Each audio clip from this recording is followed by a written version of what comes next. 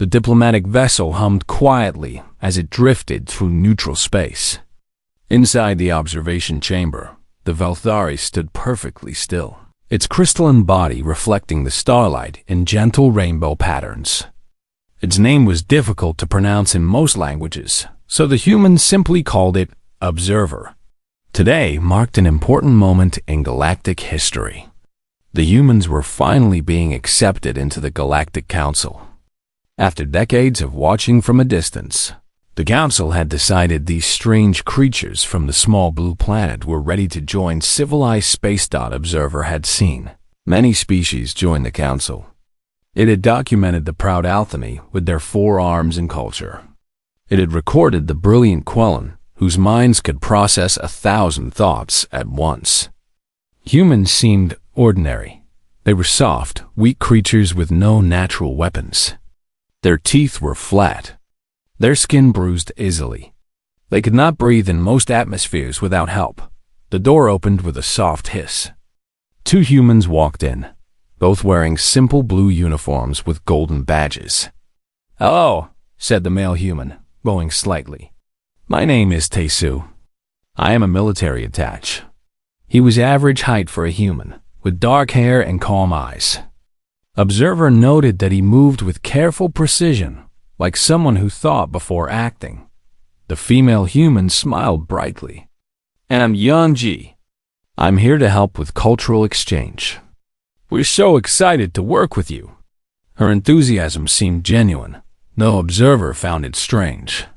Why would anyone be excited about bureaucratic documentation work?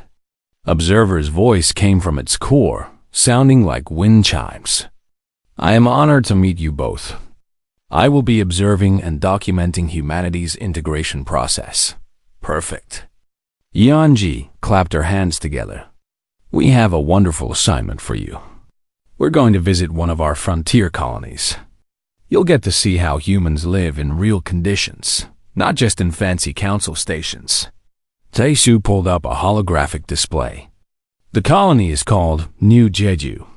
It's a farming settlement with about 5,000 people. They grow food and mine minerals. Very standard. Observer moved closer to examine the data. The planet looked pleasant enough. Green continents, blue oceans, breathable atmosphere. This seems acceptable. When do we depart? "Tomorrow morning," Yeonji said, still smiling. Observer noticed that humans smiled a lot. Even when discussing serious matters, they showed their teeth. Most species only displayed teeth as a threat. But humans did it when they were happy. Strange creatures indeed. The next morning, they boarded a small transport ship. The pilot was another human, a young woman named Haewon, who seemed far too relaxed for someone controlling a spacecraft. She hummed a tune while checking systems. During the 3-day journey, observers studied its human companions. Taesu spent most of his time reading reports and exercising in the small gym. Observer watched through the window once and felt confused. The human was lifting heavy objects repeatedly, then putting them down, then lifting them again. When asked why, Taesu simply said, "To stay strong." But why? The ship did all the work. Yeonji was more social. She often came to talk with Observer, asking questions about Valthari culture and sharing stories about Earth. She talked about something called family with great emotion. Apparently, humans formed very strong bonds with other humans, even those they weren't related to genetically. "Do you have family?" Yeonji asked one evening.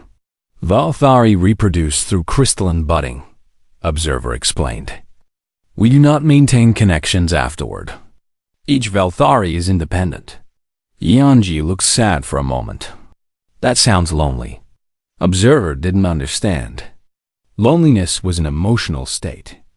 Valthari didn't experience such things strongly. "It is efficient," it said. On the 3rd day, they approached New Jeju. The planet looked beautiful from orbit, with its green fields and small cities. But as they got closer, Haewon's humming stopped. Taesu?" She called from the cockpit. "We've got a problem." Everyone moved to the front. The view screen showed the colony's main settlement. Smoke rose from several buildings. Defensive walls that shouldn't exist on a peaceful farming colony surrounded the town. And in the fields beyond, Observer could see movement. Thousands of dark shapes moving in organized patterns. "Crash raiders," Taisu said quietly, his calm expression unchanged. "How many?" "Sensors show about 2,000. A1's hands flew over the controls. "Should I signal for evacuation support?" Observer knew about the crash. They were an insectoid warrior species. Aggressive, numerous, and very good at killing. 2,000 crash could destroy most colonies in hours. "We must leave immediately and report this to the council. The colonists need to be evacuated." But Taishu shook his head. "Take us down at the north landing pad. Standard approach." "Wait," Observer said, its crystalline form flashing with confusion. "You cannot mean the land. The colony is under attack." Yanji turned to Observer, and she was still smiling. But something about that smile had changed. It didn't reach her eyes the same way anymore. "Observer, we don't abandon our people. That's not what humans do." "But you will die," Observer stated the obvious fact. "This is not logical." Taisu finally looked at Observer. His calm eyes were like deep water. "Maybe, but we're landing anyway. You can stay on the ship if you prefer." The ship descended through the atmosphere. Observer watched the humans prepare their equipment with quick, efficient movements. Not panicked. Not afraid. Just ready. This was illogical. This was against all survival instincts. This was not how civilized species behaved. As the landing gear touched down and the cargo door opened to the sounds of distant weapons fire, Observer made a decision. It would follow these humans. It would document what happened. It would record humanity's final moments before the crash. Wipe them out. Observer had no idea how wrong it was. The landing pad was covered in scorch marks. Observer floated down the ramp behind Taisu and Yonji, its sensors taking in everything. The air smelled of smoke and something else. Something burnt and organic. Weapon discharge. A human rushed toward them, a woman with dark circles under her eyes and dirt streaked across her face. She wore a practical work suit with armor plates strapped over it. "Taisu." "Thank God. We weren't sure the message got through." "We received it, Sanghi." Taisu gripped her arm briefly. "Status?" Sanghi gestured toward the colony walls. "The crash hit us 4 days ago. We have about 200 people who can fight. They have at least 2,000, maybe more. We've been holding the walls, but they're testing our defenses every few hours." Observer processed this information. 200 against 2,000. The mathematics were clear. "You must evacuate immediately. I can contact the council. Ships can arrive within a week." Sanghi looked at Observer as if it had said something strange. "A week? We'd all be dead in 2 days if we just sat here waiting." She turned back to Taisu. "We're not leaving. This is our home." "I know," Taisu said simply. Observer's crystalline body flickered with confusion. "You do not understand. You cannot win. Evacuation is the only logical choice. Every species evacuates when faced with overwhelming force." Yanji put a hand on Observer's smooth surface. It was a gentle gesture, meant to be comforting. "We're not every species. Come on, let me show you something." They walked through the colony. Observer expected panic, chaos, despair. Instead, it saw humans working. Humans reinforcing walls. Humans sorting ammunition. Humans cooking food over large fires and distributing it to others. One human was even playing music on a stringed instrument while others worked. A group of humans were singing while they stacked sandbags. Actually singing. Observer recognized it as a work song, something humans did to coordinate effort and maintain morale. But morale for what? For dying? This is Haiyan Wu. Sang He introduced a thin man examining a tactical display. He's coordinating our defense. Haiyan Wu nodded at them without looking up. Good timing. We're planning a sortie for tonight. A sortie? Observer couldn't keep the shock from its voice. You mean you plan to attack them? Of course. Haiyan Wu finally looked at Observer. His eyes were tired but sharp. If we just defend, they'll eventually break through. We need to make them hurt. Make them question whether this colony is worth the cost. This made no sense. Observer had studied warfare. It knew tactics. Every species in the galaxy followed the same basic principles. When outnumbered, you defend if you must, but you always seek escape. You preserve your life for another day. You don't attack, but you will lose people, Observer said. Probably, Haiyan Wu agreed. But we'll lose more if we do nothing. And we'll lose everything if we run. He returned to his display. Besides, we're pretty good at making things difficult for our enemies. Over the next few hours, Observer watched the preparations. It met a medic named G1 who was organizing a field hospital. She was young, maybe 25 in human years, but her hands were steady as she sorted medical supplies. How are you so calm? Observer asked her. G1 smiled, but it was different from Yeonji's smiles. This one was harder, sadder. I'm terrified, actually. But being scared doesn't help anyone. So I do my job. You could leave, Observer pointed out. Save yourself. And go where? G1 looked at Observer directly. This is my home. These are my people. My mom lives 3 buildings away. My best friend is on the north wall right now with a rifle. You think I could just leave them? Observer didn't answer. It couldn't. The Velthari didn't have these kinds of attachments. When danger came, they dispersed. They survived as individuals. They didn't group together and choose collective death over individual survival. As evening fell, Observer stood on the colony wall with Taesu. The sun was setting, painting the sky orange and red. In the distance, Observer could see the creche camp. Thousands of them, moving like ants, their chittering voices carrying on the wind. You were special forces, weren't you? Observer asked. Yeonji told me. I am special forces, Taesu corrected. I just do diplomatic work now, usually. Why did you come here? You knew it was dangerous. Taesu was quiet for a moment. Because they needed help. Because they're human. Because if we don't help each other, what's the point of anything? Observer saw movement in the creche camp. They were forming up. I believe an attack is coming. I believe you're right. Taesu picked up a rifle from the weapon rack.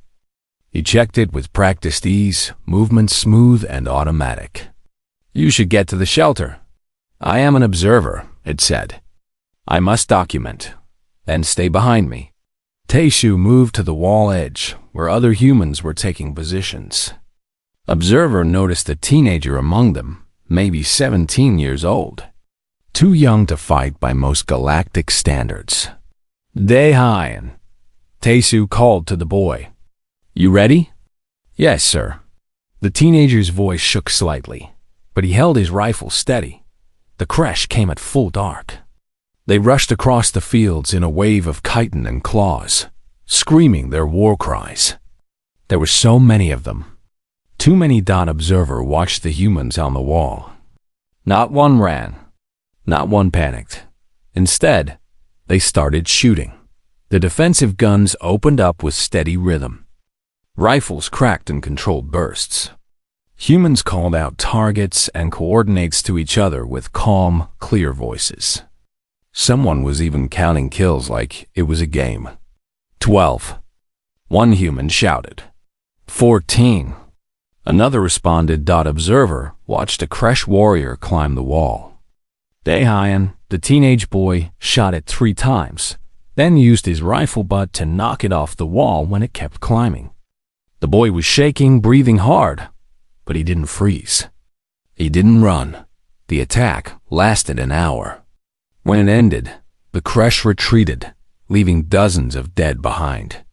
Observer counted 5 human casualties. 2 dead, 3 wounded. Ji-won was already working on the wounded. Her hands red with blood, but steady as rock. Sang-hee walked past. Calling out orders for wall repairs, Tae-soo reloaded his rifle and cleaned his blade. Yeon-ji brought water to the defenders. Still smiling, still cheerful, as if she hadn't just spent an hour shooting at living creatures. Observer floated in the darkness, processing what it had witnessed. These humans had just survived an attack that should have broken them. Instead, they were joking, singing, already preparing for the next one. For the first time in its long life, Observer felt something it had never truly understood before. It felt afraid. Night fell completely over New Jeju. Observer had not recharged its energy reserves, but it couldn't bring itself to enter rest mode. It needed to watch. It needed to understand. The humans gathered in the command center, a reinforced building in the colony's heart. Hyun-woo stood before a large tactical map, pointing to positions with a long stick. "They'll hit us harder tonight," he said calmly, as if discussing weather. "Probably from the east and west simultaneously. They want to split our forces. Let them think that," Tae-soo said. He traced a line on the map with his finger. "We'll thin the defenders on the east wall. Make it look weak. When they commit their forces there, we hit them from behind." Observer watched the tactical discussion with growing unease. This wasn't defensive planning. This was a trap. A predator's trap. "We could use the old mine tunnels," Sang-hee added. "Come up right in their staging area. How many fighters can we spare?" Tae-soo asked. 30, maybe 40, Hyun-woo calculated. "We need to keep enough on the walls to make it look real." Yeon-ji had been quiet, but now she spoke up. "I'll go. I know those tunnels better than most." Observer's form flickered rapidly, a sign of distress among Valthari. "This is madness. You are talking about attacking into their camp, with 40 people against 2,000. Tae-soo looked at Observer with those calm, deep eyes. "Yes, you will die. Maybe, but we'll take a lot of them with us. And the ones who survive will remember." Tae-soo stood up straight. "In war, Observer, it's not always about winning every fight. Sometimes it's about making the enemy afraid to fight at all."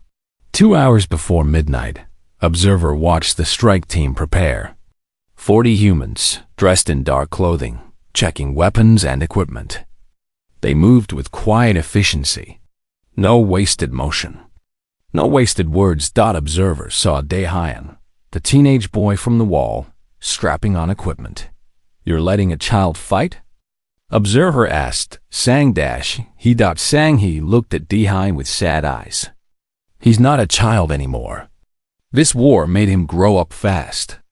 And honestly, we need everyone who can fight." She paused. "His parents died on the first day. He wants revenge." Revenge. Observer knew the word, but had never truly understood it. Why would someone risk death to harm an enemy that already took something from them? The logical response was to flee, to survive, to avoid further loss. But humans didn't think that way. The strike team entered the tunnels. Observer followed, floating through the darkness behind Tae-soo. The tunnels were old mining shafts, narrow and cold. The humans moved through them like they belonged there, comfortable in the dark. They emerged a half-kilometer behind enemy lines. Through a hidden exit, Observer could see the crash camp. Thousands of warriors preparing for their assault. Weapons being distributed. War cries being practiced. Tae-soo made a simple hand gesture. The humans spread out, moving like shadows. They had no armor. They were completely outnumbered. They were about to attack. Observer sensors picked up Yanji nearby, crouched behind a rock. She was no longer smiling. Her face was cold, focused. In her hands was a rifle, and she held it like she knew exactly how to use it. The attack began with fire. The humans had placed explosives throughout the crash supply area. When they detonated, the night turned to day. Fuel reserves exploded. Ammunition cooked off.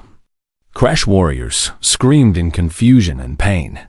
Then the shooting started. Observer watched in horror as 40 humans tore through the camp like a storm.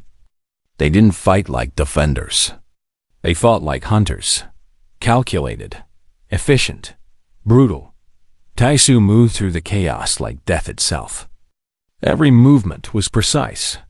Every shot found a target. He didn't hesitate. He didn't show mercy. He just killed over and over, with the calm expression never leaving his face. Daehyun fought near him. The boy had grenades, homemade explosives he'd crafted himself. He threw them into groups of crash with scary accuracy, laughing each time they detonated. Laughing. The sound was wrong. Humans shouldn't laugh while killing, but they did. Yanji was near Observer, still shooting with steady rhythm. Between shots, she spoke to Observer, her voice conversational, as if they were discussing dinner plans. See, Observer, humans evolved as persistence hunters. We're not the fastest. We're not the strongest. But we don't stop. We never stop. A crash warrior rushed at them. Yanji shot it twice, watched it fall, then continued talking. Our ancestors hunted by chasing prey until it collapsed from exhaustion. Days sometimes, weeks. We just kept following. She reloaded. We still have that in us. That refusal to quit. Observer watched a wounded human, a man named Bu Young with a deep gash across his chest, still fighting. He should be dying. Instead, he was shooting at enemies, covering his companion's retreat. He's injured. Observer said to Ji-won, who was nearby treating another soldier. Ji-won glanced at Bo Young. He knows. He'll pull back when his ammunition runs out. She wrapped a bandage around another human's arm. Then that human stood up and went back to fighting. They kept fighting. With broken bones. With bleeding wounds. With injuries that should have made them collapse. But they didn't collapse. They fought. The crash began to break. Observer saw it happen. These warriors, these fearsome raiders who terrorized 100 worlds, started to retreat from 40 humans. They ran, not because they were losing. The numbers were still in their favor. They ran because they were afraid. The humans had made them afraid. The strike team pulled back through the tunnels, carrying their wounded. They left behind hundreds of dead crash and a camp that was still burning. But more than that, they left behind a message. When they emerged back in the colony, covered in blood and ash, the defenders on the walls cheered. Actual cheering. Celebrating what should have been a desperate, suicidal mission. Sang-hee met them at the tunnel exit, hugging Tae-soo despite the blood and dirt. The attack never came. They're pulling back to regroup. Good, Tae-soo said. We bought some time. Observer floated there, trying to process. It looked at these humans, these fragile, soft creatures. These beings who should be prey in any logical universe. These people who were now covered in the blood of their enemies, smiling and laughing and treating the whole thing like it was just another day. Where are you? Observer whispered. Yeon-G heard it. She walked over, her cheerful smile returning like she could just turn it on and off at will. We're humans, Observer. We're pack hunters wearing the skin of civilized beings. We build cities and write poetry and create beautiful art. But underneath? She gestured at the burning crash camp in the distance. Underneath were still the creatures that hunted mammoths to extinction. We're still the species that looked at every dangerous predator on our planet and decided we wanted to be at the top of the food chain. She patted Observer's crystalline surface gently. The creche made a mistake. They thought we were prey. They should have asked why Earth has no natural predators left. Observer didn't sleep that night. It couldn't. It kept watching the humans, seeing them now for what they truly were. Not victims. Not defenders. Predators who had learned to smile. 3 days had passed since the night raid. The creche still surrounded the colony, but their attacks had become less frequent, less organized. Observer could see it in their movements. They were afraid, but what terrified Observer was that the humans showed no signs of stopping. It was morning on the 4th day when Observer found G1 in the medical center. The young medic was treating a patient, a fighter named Su Jin, who had taken shrapnel to her leg. The bone was shattered. Su Jin should have been screaming. Instead, she was working on a datapad, coordinating communications for the colony defense. "You should be resting," Observer told her. "Your injury is severe." Su Jin looked up, her face pale from pain but her eyes clear. "I can rest when this is over. Right now, people need me to keep the communication lines open." She grimaced as G1 adjusted the bandage. "Pain is just information. It tells me I'm hurt. I already know that, so I ignore it and do what needs to be done." Observer had studied biology for centuries. It knew that pain was a warning system, meant to stop creatures from damaging themselves further. But humans seemed to treat it as optional, a suggestion they could reject. "How long have you been awake?" Observer asked. "About 60 hours. Su Jin typed something on her datapad. "I sleep for 20 minutes every few hours." "That's enough." 20-minute naps for 3 days with a shattered leg. Still working, Observer moved through the colony, documenting. Everywhere it looked, it saw the same pattern. Humans pushing past what should be possible. A man named Wonshik was in the engineering bay, building weapons from spare parts. His hands were burned from a chemical accident 2 days ago. He worked anyway, wrapping them in cloth and continuing. "Doesn't that hurt?" Observer asked. Wonshik laughed. "Sure, but pain fades. Regret doesn't. If I stop working and someone dies because we didn't have enough weapons, I'd feel that forever. Pain is temporary." Observer found Haiyan Wu still at the command center, studying battle plans. His eyes were red from lack of sleep. "When did you last rest?" "I rest plenty," Haiyan Wu said. "I took a 30-minute nap yesterday afternoon." "That was 36 hours ago, was it?" Haiyan Wu rubbed his eyes. "Time moves funny during war." He pointed at the map. "Observer, can I ask you something? In your observations of galactic species, how many would fight like this?" "Outnumbered. 10 to 1. No chance of reinforcement. Could evacuate but choosing to stay?" Observer considered. "None. No species would make this choice. It is not logical." "Exactly." Haiyan Wu smiled, but it was a strange, tired smile. "That's what makes us dangerous. We don't follow the logical rules. We follow our own rules. And our rules say some things are worth dying for." But what is worth dying for? Observer needed to understand. Survival is the prime directive of all life. How can anything be worth more than survival? Haiyan Wu stood up and walked to the window. Outside, humans were working on the walls, tending crops, teaching children in a makeshift school. "See that? That's community. That's home. That's meaning. Survival by itself is just existing. We don't want to just exist. We want to live for something." Observer spent the afternoon interviewing wounded humans in the medical bay. Each told similar stories. They could have fled. They chose to stay. Not because they thought they would win, but because running felt worse than fighting. A woman named Min Kyung, missing her left arm from a crash blade, explained it simply. My daughter is buried in the cemetery outside town. We planted her under an oak tree when she died of fever last year.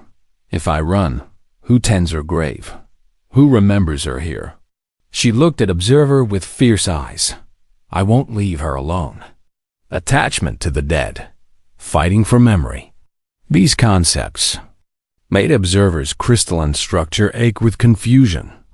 That evening, Observer found Taesu cleaning weapons on the wall. The Special Forces soldier worked with meditative focus, taking apart his rifle, cleaning each piece, reassembling it. "I need to understand something," Observer said. "I have accessed human military history from the colony database. Your species has been at war for your entire recorded history. Thousands of years of continuous conflict. This should have destroyed you. Instead, you spread across the stars. How? Taesu didn't stop cleaning, because we're good at war. We hate it, but we're good at it. We've had 10,000 years to practice. But why?" Observer moved closer. "Why do humans fight so much? Over resources? Territory? Sometimes. But often? We fight over ideas. Over principles. Over insults." Taesu held up his rifle, checking the sight. "My ancestors once had a war that lasted 30 years because two groups of humans disagreed about how to practice their religion. 30 years. Millions dead. Over an argument about ideas." Observer processed this. "Wars over abstract concepts. That is insane." "Yes," Taesu agreed. "But it's who we are. We'll die for ideas. We'll die for principles. We'll die because we're stubborn and we refuse to let the other guy win." "Is that spite?" Observer had learned this word recently. "Fighting. Just to hurt your enemy, even if it hurts you?" "Spite is a very human emotion," Taesu confirmed. "If we can't win, we'll make sure you lose too. If we're going down, we're taking you with us. It's not logical. It's not strategic. But it's very, very human."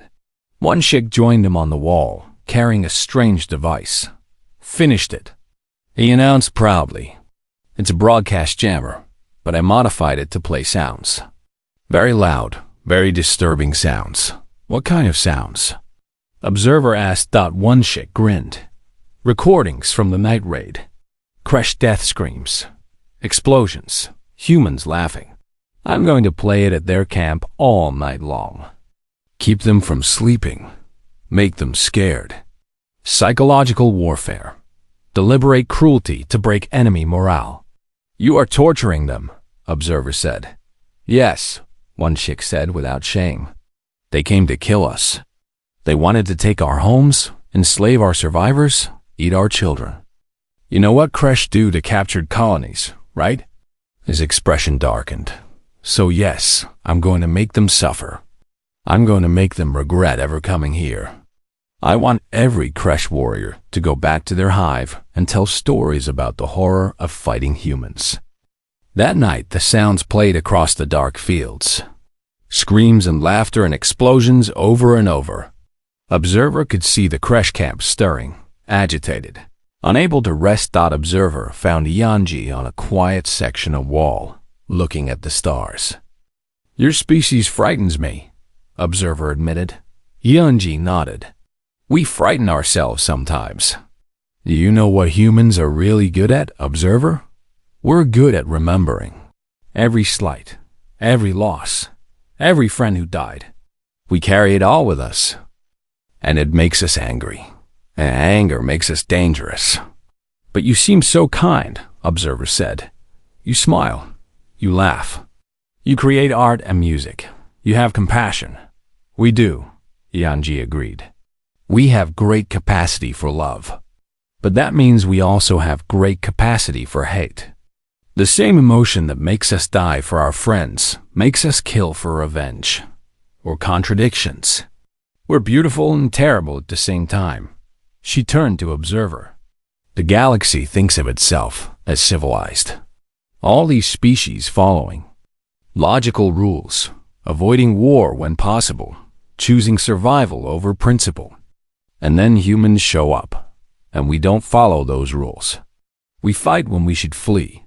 We attack when we should surrender. We die when we should live. And it terrifies everyone because it means all your logical assumptions are wrong. Observer watched the colony below. Humans sleeping in shifts. Humans healing and returning to fight. Humans refusing to quit despite impossible odds. You are not the strongest species, Observer said slowly, understanding finally dawning. You are not the smartest or fastest or most advanced. But you are the only species that treats survival as optional and victory as mandatory. Now, you're getting it, Yanji said softly. Observer's crystalline form pulsed with what might have been fear or awe or both. The council should have never let you into the galaxy. Yanji smiled her gentle smile. Too late now. We're here. And we're not leaving. The seventh day dawned quiet. Too quiet. Observer floated to the command center, where Haiyan Wu stood before the tactical display, looking puzzled. They're leaving, he said, pointing at the screen. The Crash are withdrawing. Taesu studied the data. Not all of them, but most. They're abandoning the siege. Sang-hee came in, face streaked with ash but her eyes bright. Our scouts report they're in full retreat, heading back to their ships. How many did they lose? Observer asked. Best estimate? About 800 dead. Maybe 300 too wounded to fight. More than half their force is combat ineffective. Haiyan Wu pulled up casualty reports. We lost 43 people. Another 60 injured. 800 to 43. The Crash still had numbers advantage. They still could have taken the colony with one more major push. But they didn't. They broke, Taesu said quietly. We broke them psychologically. Observer watched through the days that followed as the remaining Crash warriors were systematically hunted by human patrols. Not defeated in glorious battle, just hunted down like animals in the fields and forests. The Crash who stayed behind were the unlucky ones. They died slowly, picked off one by one. By the 10th day, it was over. The Crash were gone. Dead or fled. Observer floated through the colony, documenting the aftermath. The walls were scarred, but standing. Buildings were damaged, but being repaired. In the town square, humans had gathered for a memorial service. They spoke names of the dead, told stories about them, cried openly. Observer approached Daehyun, the teenage boy who had laughed while throwing grenades. Now he sat alone by his parents' graves, not laughing at all, just crying silently.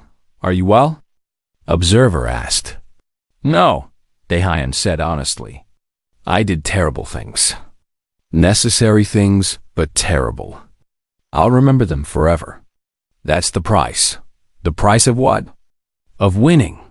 Of surviving. Of making sure my parents didn't die for nothing.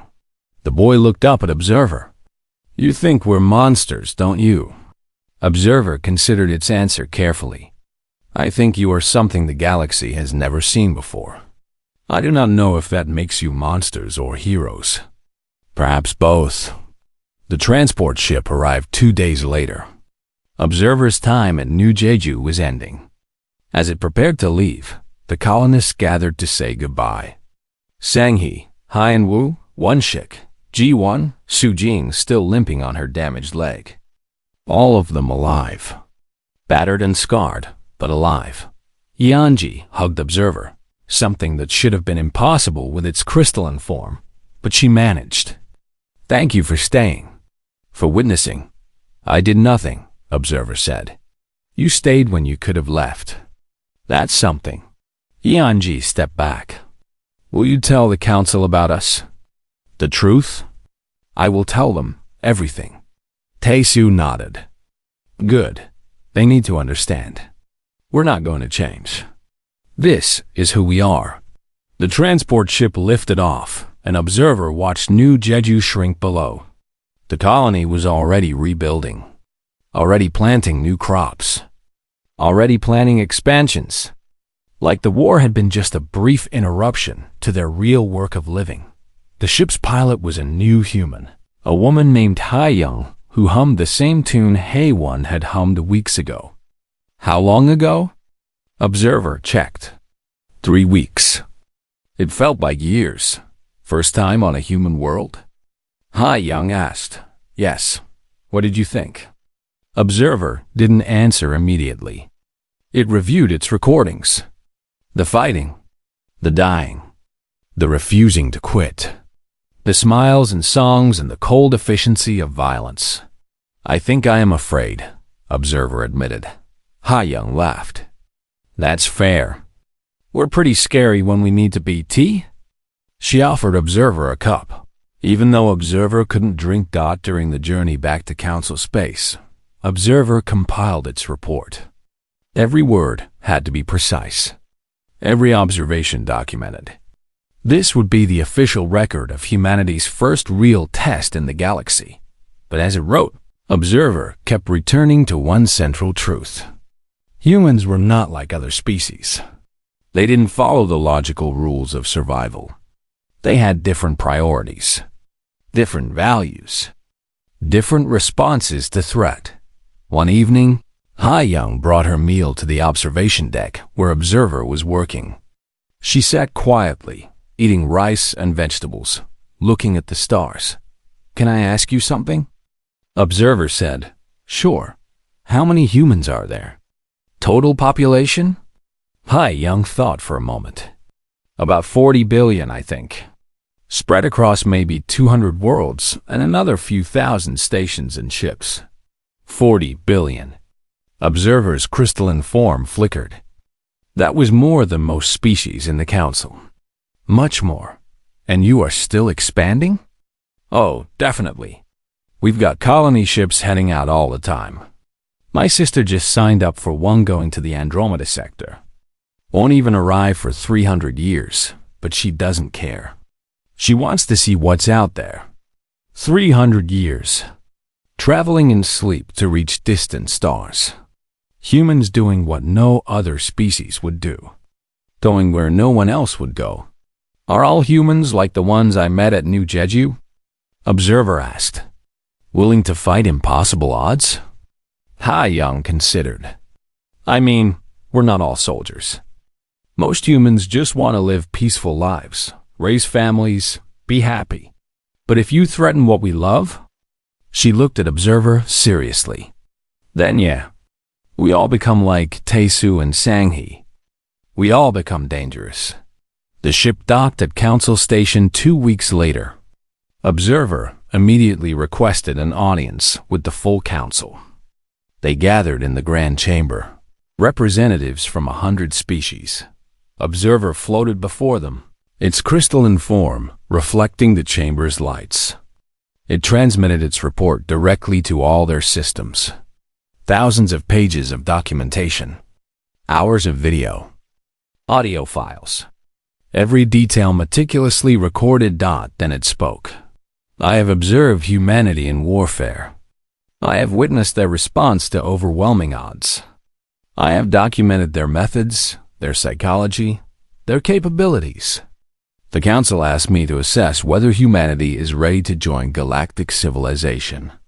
The Council members leaned forward, waiting. My assessment is this. Humanity should never, under any circumstances, be threatened with military action. Not because they are invincible. Not because they cannot be defeated in battle. But because they cannot be made to surrender. Observer's voice carried through the silent chamber. Every species in this council follows logical principles. When outnumbered, you retreat. When outgunned, you negotiate. When facing extinction, you surrender and accept subjugation, waiting for a better time to rebuild. Humans do not do this. They treat survival as optional and victory as mandatory. They will burn themselves to ash to ensure their enemy does not win. This is not courage. This is not honor. This is a form of madness that masquerades as civilization. Observer displayed footage from New Jeju. The council members watched in silence as 40 Humans attacked into a force of thousands. As wounded humans kept fighting. As teenagers laughed while killing. In the siege of New Jeju, 200 humans held against 2,000 Kresh raiders. Not because they could win, but because they refused to lose. The mathematics said they should evacuate. Logic said they should flee. Every survival instinct of every civilized species said they should prioritize their lives over their principles. They stayed. They fought. They won. And they did it while singing. Observer paused, letting that sink in. Humans have been at war for 10,000 years. Not because they seek war, but because they will not surrender. Not for resources. Not for territory. Not even for survival. They fight for ideas. For memories. For spite. I observed humans who kept fighting with broken bones. Humans who worked for days without sleep. Humans who treated pain as ignorable. They do not view their limitations as absolute. They view them as suggestions they can reject through will alone. The council members shifted uncomfortably. My recommendation is this. Humanity should be welcomed into the council. They should be given full membership and all associated rights. But they should never be threatened. Never be pushed. Never be given a reason to view any council species as an enemy. Observers' form pulsed with what might have been fear. Because if we make humanity our enemy, they will not stop. They will not quit. They will not surrender. They will pursue vengeance across stars and centuries. They will remember every slight. They will teach their children to remember. They will make sure we regret it for generations. We did not uplift humanity. We simply opened the door. They were always coming. And now they are here. 40 billion of them. 200 worlds. And growing. Observer transmitted its final message. The human named Taesu told me something. He said, "We're not the strongest. We're not the smartest. But we're the only ones who refuse to accept when we're beaten. This is humanity's horror and humanity's gift. They do not know when to quit. For friends, this is reassuring. For enemies, this is terrifying." Observer floated before the council, its report complete. I recommend immediate full acceptance into the council. I recommend establishing strong diplomatic ties. I recommend never, ever giving them a reason to view us as a threat. Because humans are not conquerors. They are not expansionists. They simply are. And they will be whether we want them to be or not. The question is whether we want them as friends or as enemies. The chamber was silent for a long moment. Finally, the council arbiter spoke. The council recognizes Observer's report. Humanity will be granted full membership, and a formal treaty of friendship will be drafted immediately.